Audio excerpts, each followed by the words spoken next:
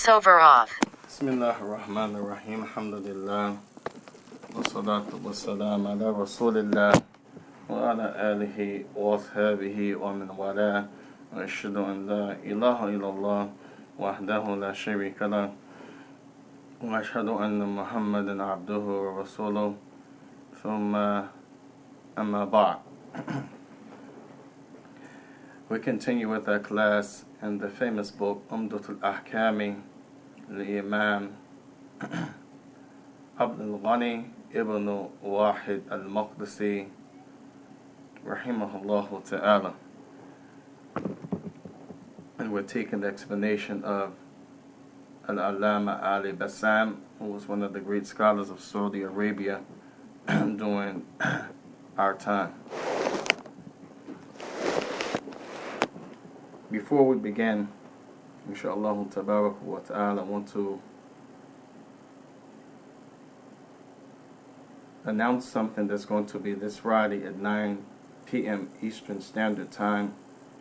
Everyone should get a text message reminding them, announcing to them this special talk on Friday night at 9 p.m. Eastern Standard Time. It will also be on Marcus Safinatul Nuh radio on Spreaker.com for those who want to listen from the internet. And the discussion will be about the statement Black Lives Matter. The statement Black Lives Matter, as it is a well-known fact of the racial shooting in Texas of the young man, and then thereafter the sniping of the police officers. And we also know that this is a civil issue that affects everybody. And from amongst the ways that it's affecting the Muslims, is that the Muslims are now arguing about those who use the statement, or those who feel that Muslims should have something to do with it, the shootings, and some type of vocalization, whether it be through writing books, or doing blogs, or protesting, or being on radio shows and the likes. And then you have another sector or another group or individuals that feel we shouldn't be involved because it's nationalism. And this is something that is against Islam, to be nationalistic. And so my intention is to make nos, as Allah Tabaraka wa Ta'ala's Prophet said, وَالنُّصْ لِكُلِّ Muslim. Naam, that nos, meaning a help and an aid and a statement and an action of goodness to rectify something, is for every Muslim. And this is what the Prophet ﷺ mentioned the hadith of Sahih Muslim, when he mentioned there are three things that Allah three things that Allah is pleased with for you, and that there are three things that Allah is not pleased with for you. And one of them that He's pleased with is Nusli Kulli Muslim. Naam, that every Muslim must be dealt with in this matter. And my intention is not to support somebody or to be against somebody, but it's to bring and shed light on where maybe both parties or groups have missed the mark, and to bring about a, inshallah ta'ala, resolution. Wa nas'alullah al-ikhlas wa sidq wa tawfiq, and ask Allah subhanahu wa ta'ala to make my actions pure for His sake, to make me sincere and what I'm saying truthful, and to give me a successful outcome. So therefore Friday, inshallah, 9 p.m. Eastern Standard Time, inshallah, listen in, spread the word, send the call-in number to whoever you know, especially those that have a lot to do with the issue, whether it's texting or WhatsApp or email or writing books or debating or refuting. Everybody needs to listen to this, and I'll ask Allah subhanahu wa ta'ala for His help. Ameen. Tayyib. Today, bi'ithnillah tabaraka wa ta'ala, we continue with Kitab al-Tahara, the book of purification, and we took last time the hadith of Ali ibn Abi Talib when he sent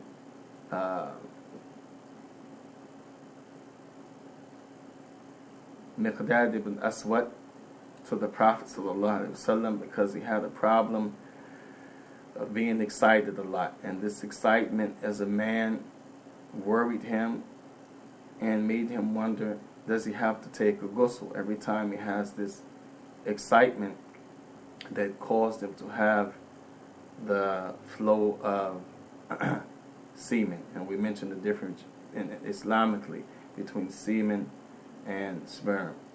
And we mentioned some benefits from that, showing the respect that the person has, as he was married to the daughter of the Prophet, Fatima. So he felt uncomfortable going to tell him, I get excited, and some men are like that. It doesn't mean that he's chasing dress tails or that he's a person that's always looking to do something with a woman. Some people, they just get excited like this. They have problems. Some people it's not with sperm, some people it's with gas, some people it's with trying to have a regular menstrual cycle, and so forth. So this was an issue that he felt shy to go to the messenger, to go to his father-in-law, the father of the wife of his, which is the daughter of the Prophet ﷺ. So he sent someone on his behalf, and the Prophet told him that person should wash his penis, and make a wudu like he's going to make a wudu for salah. And that narration, we mentioned some benefits, some of them, again, showing the respect, how people should be with one another. And not that, he's my father-in-law, or I'm married to his daughter, or, he know what it is. No, this is not the way of Islam. The way of Islam is that you do things in the best manner, but you try to keep your dignity and to keep the level of respect very high. So that was one point we learned from that hadith. We also learned that the Prophet ﷺ, he mentioned the other hadith that we'll mention today about the obligation of a man to take a ghusl if he's bayn al-arba', if he's between four. And the scholars say between four doesn't mean 4 legs, but it means if a person is laying down, then they have 2 arms and 2 legs, and that which is in the middle of the body is the private part. So the Prophet used that expression to show a man inside, intimate with the woman, that he enters the private part of that lady. Then when that happens, Prophet ﷺ mentioned that the person has to make ghusl. And the scholars have mentioned that this hadith abrogates the hadith nasikh, the hadith Abi Sa'id al-Mamin al-Ma, where Prophet ﷺ said that any type of coming from the private part, be it semen or sperm, then a person, in this case, if it comes out of him, he has to take the bath. No, the hadith, what the Prophet is saying, the hadith of the hadith of Jafar, which we will handle that momentarily, abrogates the hadith of the Prophet ﷺ, talking about the person who has some sperm or semen come from them, they have to take a bath. Then that is abrogated, it's abolished with the hadith of the Prophet, simply talking about the man entering the lady. So if the man enters the lady's private part, whether or not something comes from it, semen or sperm, doesn't make a difference. Just the entering, he has to make a ghusl. Just the entering, she has to make a ghusl. And that hadith is the hadith we took the last time in the Kitab al-Tahara. We also took the hadith, Barakallahu fikum, Abu Hurairah, when the Prophet ﷺ seen him walking in some of the walkways of Medina. Seen him walking in some of the walkways of Medina. And it was as if Abu Hurairah was avoiding him or did not come to him.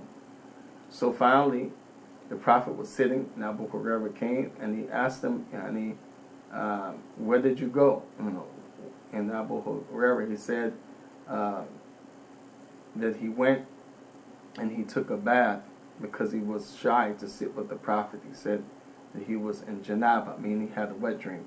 And the Prophet, he said, Subhanallah, like this. He said, Al-mu'min la yanjus. Al-mu'min la yanjus. The scholars, they mentioned about the statement, Subhanallah, that the Prophet ﷺ قال هذا في مقام يعني ماذا عجب في مقام العجب يعني العجب بالعين مفتوح والجيم وباء عجب. It means someone is amazed at something. So this shows you one of the ways and one of the times that the person can say Subhanallah when he's amazed at something. And the Prophet was amazed that Abu Huraira thought that he could not even sit with the Prophet ﷺ while he was in that state. And therefore the Prophet said, Al-mu'min la yanjus, that the Muslim is not defiled like that. Just because they have a wet dream, or they need to make wudu, or even ghusl, which is the case here, that he's not like a dead corpse or something that the other believer shouldn't want to sit with him. And the believer is never like that, because the statement La ilaha illallah makes him tahir, and makes him purified from kufr or shirk. Kufr, disbelief. Shirk, that of associating partners with Allah tabaraka wa ta'ala.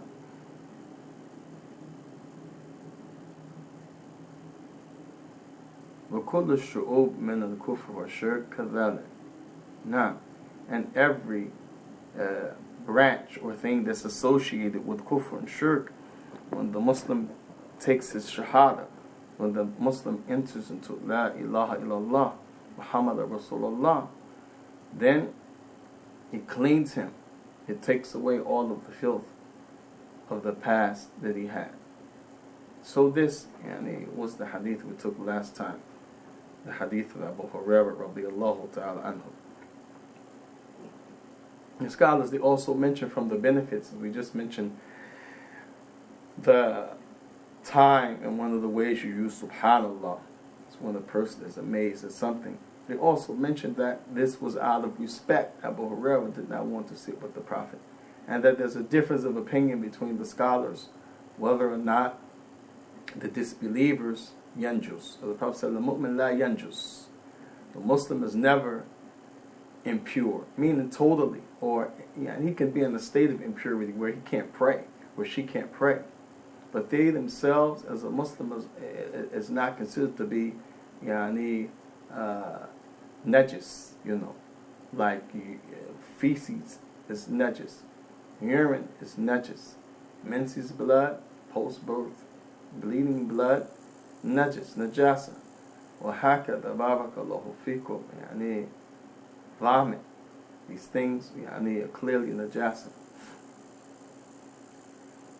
And this does not make the believer himself najis. There's a state of impurity, and then there's a thing that thing is impure themselves, that it can never be around, has to be removed. So this was the attitude of Abu Hurairah, that he had to be removed from the Prophet because of his state, and rather his state was the thing that was his condition, and not him as a human being. And so some of the scholars, they argue about whether or not this applies for the non-Muslim.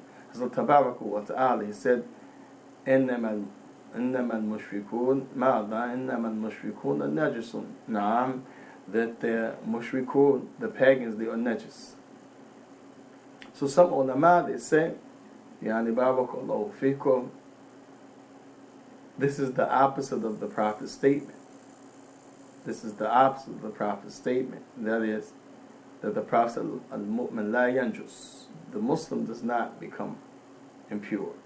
Whether disbeliever, they're impure. And we understand Allah Tabaraka wa Ta'ala, he said, وَثِيَابَكَ فَطَهِّرْ نَعَمْ وَالرُّجْزَ فَهْجُرْ. Naam, he said, وَثِيَابَكَ فَطَهِّرْ. thiyabak, thiyab, clothes, thiyabaka, your clothing. If you're talking to a male and the Prophet was being spoken to by Allah Tabaraka wa Ta'ala, so Allah said, wa thiyabaka. If you're talking about a female, then you say, wa thiyabaki. So here Allah said, wa thiyabaka fatahhir. And literally this means, in your clothing, then purify it. But we understood from this, the scholars said, that this is an inward cleansing Allah is talking about. An inward cleaning that Allah is talking about. A cleaning of the heart. A cleaning of what you believe and what you hold, the sentiments and different values and ideologies in your heart. And not the thiyab, because we know that this Surah Al-Mudaththir, the second surah that was revealed to the Prophet, and it wasn't revealed all in totality. Part of it was revealed at one time, and the other parts were revealed at another time. Just like Iqra bismi rabbika alladhi khalaqa, read in the name of your Lord that created you. The first 5 ayat was revealed, making him prophet. The rest of the surah was revealed at another time. Likewise, the second thing that was revealed, Mudaththir, was revealed partially to him in the beginning. And everyone agrees unanimously there was no Salat at that time. Salat was not revealed upon the Muslims during that time. So, what is the meaning of وَثِيَابَكَ فَطَهِّرْ? Purify your garments. It can't be purify your garments in order to pray. Like now, we know that the Muslim has to make sure his garments are pure from urine and feces and mince's blood to pray. So here it meant the inward cleaning. And this is the meaning the scholars say of إِنَّمَا الْمُؤْمِنُ نَجِسٌ. One of the meaning is that their belief, their hearts are not clean. Because if you associate partners with Allah, this is not purity of worship. This is not cleanliness in your belief. If you worship, you call on other than Allah Tabaraka wa Ta'ala, this is not purity or cleanliness of ibadah. This is a tainted worship, a tainted servitude. Some of the scholars, they also say it also means the physical part. As they لا يستنجئ من البول, they do not guard themselves or clean themselves from urine. ولا غائط ولا شيء من النجاسة. يعني بالماء يعني بعد يعني ماذا قضاء حاجة أو كذا. They don't clean themselves from urine and feces with water like the believers do after relieving themselves. Allahumma musta'an. Yani, imagine a person urine after knowing cleanliness in Islam and they don't wash with water. The smell that would build up, the lack of cleaning after defecation, what will be, the case of a person.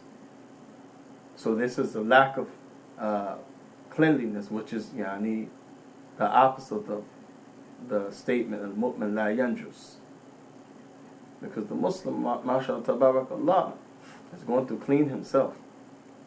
Now, so he's never always in a state, always in a position where he's just defiled in his belief, nor in his physical being, his body. And so the Prophet said, "Mu'min la yanjus." The Muslim is not like that. You have to stay away. La, hakada. Amma al-mushrikun, al-kafirun, al-zalimun, al-fasikun. فقال الله تبارك وتعالى فيهم إنما ماذا المشركون إنما المشركون ناجسون. نعم, that the mushrikun, they are najis. And then Allah تبارك وتعالى said ولا تقربوا مسجد الحرام بعد عام هذا.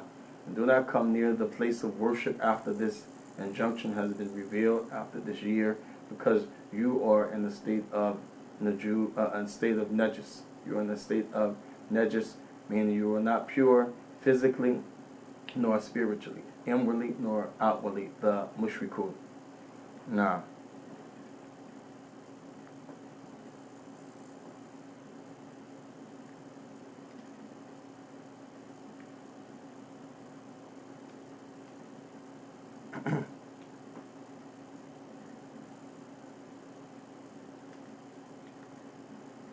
which it also is relevant, the issue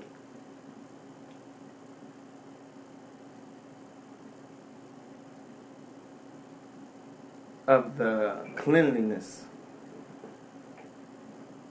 that comes with using the bathroom. As in this issue, Abu Hurairah, he took a ghusl because he had a wet dream. And you're seeing in the hadith of Sulaim, she went to the Prophet ﷺ and she said, "Inna Allah la yastahi, inna Allah la yastahi min al-haq," that Allah Azza wa Jal does not command us to shy away from asking the truth. Because again, some of the customs of the people before Islam were good customs. One of the customs they had, when they had shyness amongst the Arabs, they wouldn't go and talk about things that some of the other people and some of the other women would talk about freely. They would be very careful as to entertain or to say certain things. So to go to the Prophet ﷺ and ask them about these certain things related to the private parts, before Islam, this was like aib. A woman doesn't do it. But because this is an issue of the religion, this is an issue of what Allah wants from you or expects from you. This is an issue of how you should be in order to pray and read Quran and so forth. And Salim, she said that Allah does not command us to be shy about the truth. Allah Himself is not shy about the truth. He speaks the truth even if it be in the areas of privates, because He created those people in their privates and their circumstances surrounded the private parts. So she mentioned that, and then she asked about the lady who wakes up and she sees that she had a wet dream. What does she do? All of this is tahara, purification. Likewise, the issue of cleaning after using the bathroom, tahara. And the question was asked, is making istinja, hal istinja shart min al-wudu'i qabla as-salat? Is the cleaning the body parts of a person after using the bathroom a condition with ablution? Meaning if a person makes ablution, he's making wudu for salat, does he have to go in the bathroom, in the stall, or in the private bathroom in his house or whatever, and clean his private parts, even though he didn't use the bathroom, clean them, and then make wudu? Or can he just make wudu and pray? Some of the scholars have mentioned, and this shows you the vastness of how do you understand the different texts, the different things in the religion. And it's not every time you hear something that's new, or you hear something that appears to be strange, that you say or you think that's off the wall, or that person, where did he get this from, or this is not the sunnah, or that person's astray. The religion is not like that. Some scholars have deduced from the many texts that a person must make istinja before they make the salah. And this is because of the way that some of the wordings of the hadith have come. It's left open to understand it. Maybe it means this, or maybe it means that. And so because you have some texts, and some people have mentioned this, but al-raja annahu laysa min shurut as-salah, na'am, it is predominantly stated by the scholars that it is not a condition for salat that you make istinja. Rather, it is a condition that you make wudu, and that you make istinja if you have something that comes from the body, like in the case of Ali ibn Abi Talib, the discharge of semen, which they say the light fluid when a person gets excited, and not the sperm that shoots with force, that we understand from the education that we have and the knowledge we have and experience in adulthood, that these are two different things Islamically, and even when you talk about secularly, they define them with differentiation between them. Now,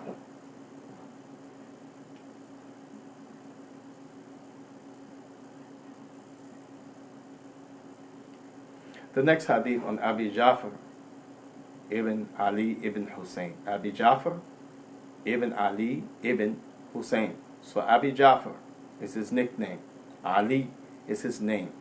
Ibn Hussein, the son of Hussein.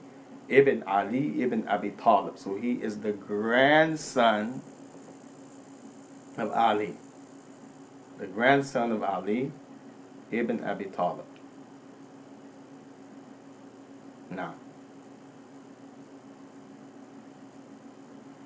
this narration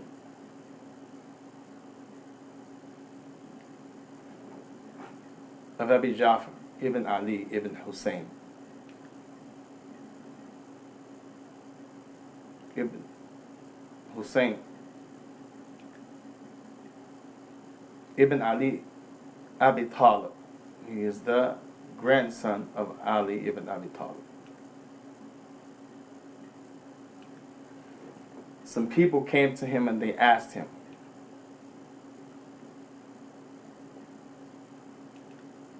how was it that the Prophet used to bathe? What was the amounts of water that the Prophet ﷺ used to use? So he said, يَكْفِيكُمْ صَعْ يَكْفِيكُمْ مَاذَا صَعْ. يَكْفِيكُمْ from the word kafa means what's enough, what's sufficient for you. يَكْفِيكُمْ is talking about a group of people that you're talking to. So he said, يَكْفِيكُمْ صَعْ. What's sufficient for you is the amount of water called a saw. And the saw, he said, is like arba amdad yani ashya. 4 complete handfuls of something is considered a saw. So here the grandson of Ali ibn Abi Talib, which is the son of Hussein ibn Abi Talib, which they are from the family of the Prophet ﷺ. He's telling the people that asked him about the ghusl, which is the word for bathing. Ghusl, bathing, meaning asaba ma ala badan, that you pour water, that the whole body is touched with water. This is the meaning of ghusl. It includes when you sit in the tub and you pour water over you, or you stand in the shower, you pour water over you. It includes if you're at the stream and you wash in the stream, the whole body, the body is touched by water from head to toe, and this is the literal definition of ghusl. So he said, the narrator, Abi Ja'far, to the people that asked, how did the Prophet ﷺ perform this? He said, Yani yakfikum musa'. It is enough for you to have the measurement called sa', meaning 4 handfuls of water.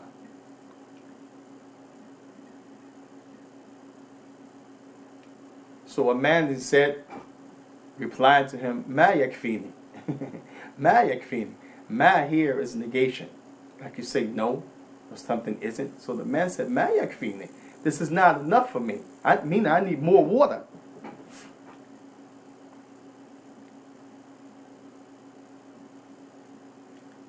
So Abi Ja'far, he said, kana yakfi liman awfa wa ahsan minka. He said it was enough for one who was better than you and more virtuous than you, meaning the Prophet sallallahu alaihi wasallam.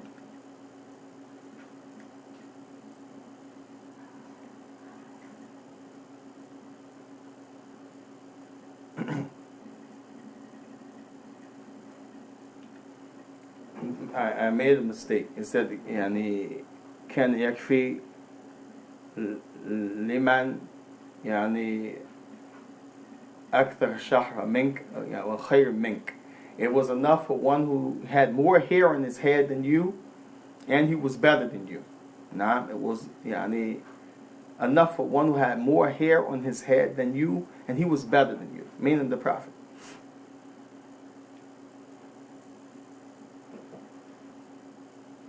The Shaykh, he said, Yuridu bihi Rasulullah sallallahu alaihi wasallam. What he meant by this, he's talking about the Prophet indirectly. which means it was enough for the Prophet. How could it not be enough for you?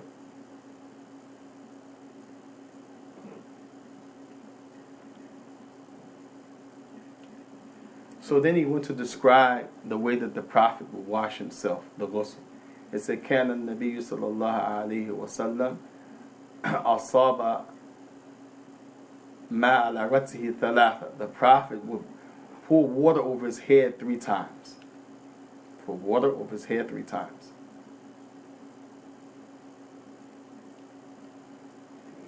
Which means, basically, you stand under the shower and you just wash your head 3 times. Because they didn't have a shower at that time, so you have to pour the water. So it's showing the way the Prophet would wash his head, sallallahu alaihi wasallam, while the narrator is showing still the amount of water that the Prophet used, asab, 4 handfuls.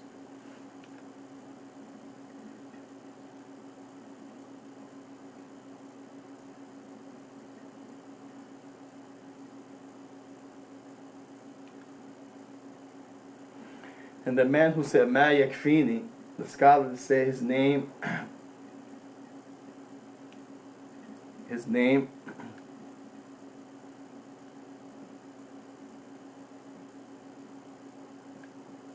person that said to the narrator ma yakfini, his name is Muhammad bin Ali. Muhammad bin Ali. So you see from this, the people used to name their children Muhammad and Ali. Muhammad and Ali, as Ali's grandson is named like him, Ali. And then this guy, his name, who was with the grandson of Ali, whose name is Ali ibn Hussein, his name was Muhammad, and his father, his name was Ali.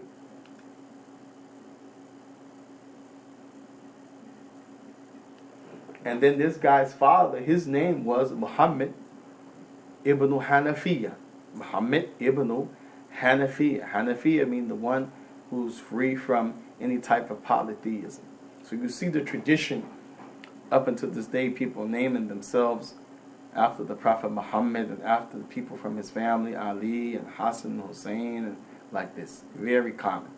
Just as the Christians, they used to name them and their children, their offsprings, after those that were from their nation.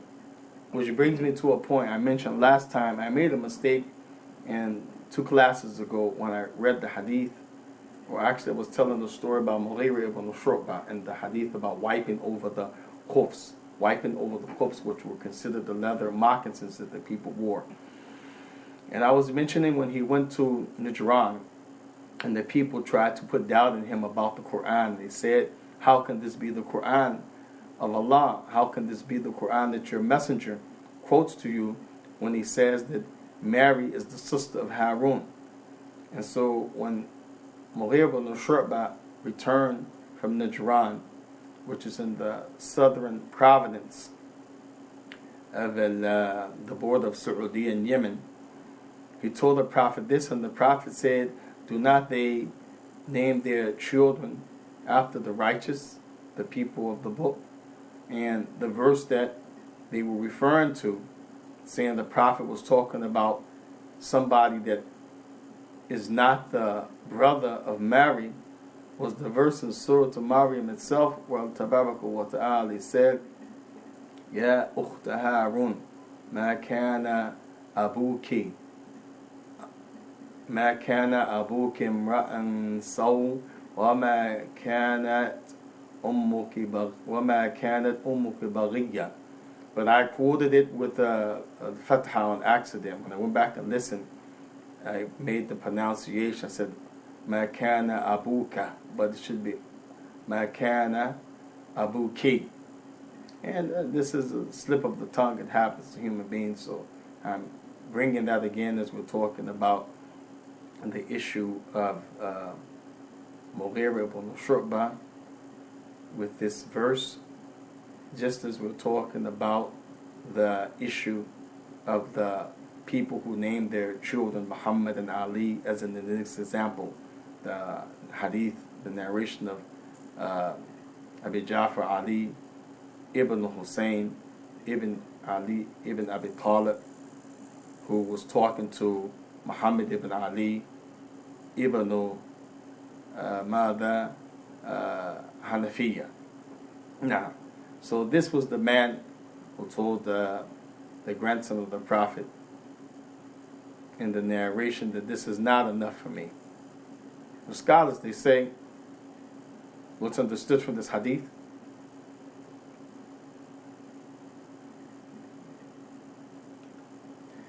What we understand from this hadith in conclusion is they were companions. Ali ibn Abu Hussein ibn Ali ibn Abi Talib and Muhammad ibn Ali ibn Hanafiya, they were companions. That's why they were together.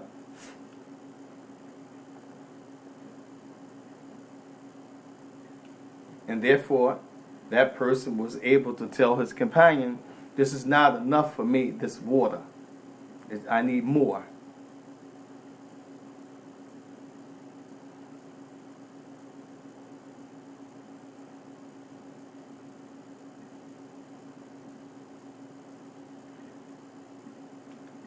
And that Jabir ibn Abdullah was there, who was one of the companions of the Prophet, and he said to Jabir ibn Abdullah, the statement was mentioned, to Jabir ibn Abdullah, this is not enough for me. So the narration is from the grandson of Ali ibn Abi Talib. He's narrating the story, and that this person mentioned the statement to Jabir ibn Abdullah, who was a companion of the Messenger sallallahu alaihi wasallam. So really the narration, Jabir is narrating the hadith between him and the man, but the grandson of Ali is telling the story. So it's like the hadith of Bara ibn Azib. He's talking about when a person dies and the two angels come to him. But although he's the narrator of that hadith directly from the Prophet, Abdullah ibn Abbas is telling the story from him. So it's like I'm telling you a story about somebody, but then I tell you what happened between two people. So this is the narration that we're taking now. That is the narration of Ali ibn Hussein ibn Ali ibn Abi Talib. He's narrating where the person named Muhammad ibn Ali ibn Hanafiya, he asked Jabir ibn Abdullah, who was a companion of the Messenger. Obviously speaking, the grandson of the Prophet is not a companion. He's not a companion, because Ali is the companion of the Prophet. Hassan Hussein was from the companions. Now this is the son of Yani Hussein, and this was after the death of the Prophet. So he's narrating a narration from Jabir ibn Abdullah, the companion of the Messenger, about something that took place. So this person, Muhammad ibn Ali of the Hanafiya, was from the companions of Jabir ibn Abdullah. I mean, he was a tabi'i. He never met the Prophet. And Jabir was talking about the taking the bath, and he said that the Prophet ﷺ used to use a salt min al-ma, used to use 4 handfuls of water, and the man said, ma yakfini, it's not enough for me. And then Jabir said it was enough for one who had more hair than you, indicating that the more hair, the more water you may need. And of course the Prophet was the best, khairul bashar, the best of people, sallallahu alaihi wasallam.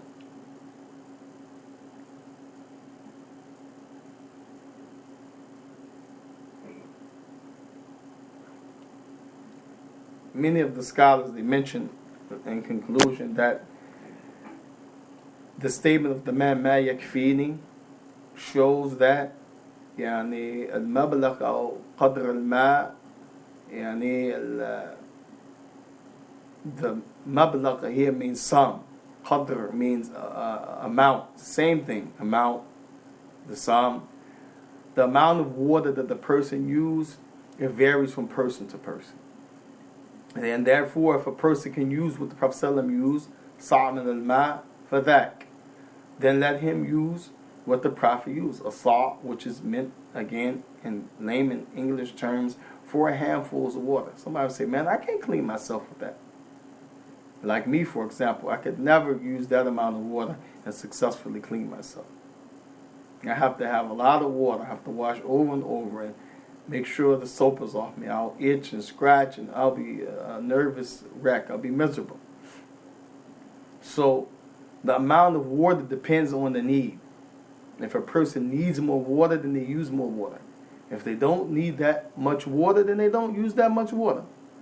And this is what's understood from the likes of this hadith. The author is saying, the one who's given the explanation of the author's book, Ahkaam Ali Bassam, Sheikh Ali Bassam, that this depends on the need of the person, how much water that person uses. Now, so inshallah tabaraka wa ta'ala, we ask Allah subhanahu wa ta'ala to give us benefit from these ahadith al-Nabi sallallahu alayhi wa sallam, wa nasallallahu an تطهرنا من كل أوساخ ومن كل نجس ومن كل ما لا يحب الله بيرضاه. Ask Allah to purify us inwardly and outwardly from everything that He doesn't like, and to make us from those who have a love for cleanliness, because Allah loves those who have a love for repentance and cleanliness. هذا وصلى الله وسلم وبارك على رسوله الكريم وعلى آله وأصحابه وسلم تسليما كثيرا. Any questions?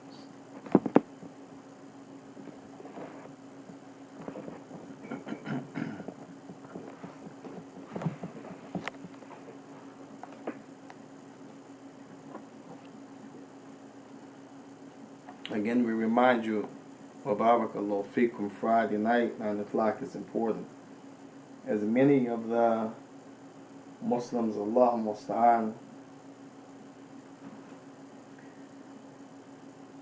or either caught up in this Afrocentric whirlpool, or even to the point where they are leaving Islam. So this is important from that aspect. And there are people that think that, why should we be concerned with that? We're Muslim. We have to learn the Aqeedah and the Sunnah. We're upon the way of the Salaf. We're Salafi or we're Sunni. That's enough. And we will talk about those two views, and inshallah ta'ala will be some benefit for us all. Wa nasallallahu subhanahu wa ta'ala salam wa afiyah. Ask Allah to make us safe and to pardon us. Wa sallallahu wa sallam wa baraka ala rasulil kareem wa ala alihi wa ashabihi wa sallam tasliman kathira. Subhanak Allahumma wa bihamdika, ashhadu an la ilaha illa hu, astaghfiruhu wa natubu ilayhi, wa akhiru da'wana an alhamdulillahi rabbil alameen. We praise Allah subhanahu wa ta'ala in the end. Anything I said of good is from Allah azza wa jal. I seek no praise. And anything I said on mistake is from myself or and the shaitan. Until the next time, Allah subhanahu wa ta'ala wali qadirun alayh. Wa sallallahu wa sallam wa baraka ala rasulil kareem wa ala alihi wa ashabihi wa sallam tasliman kathira.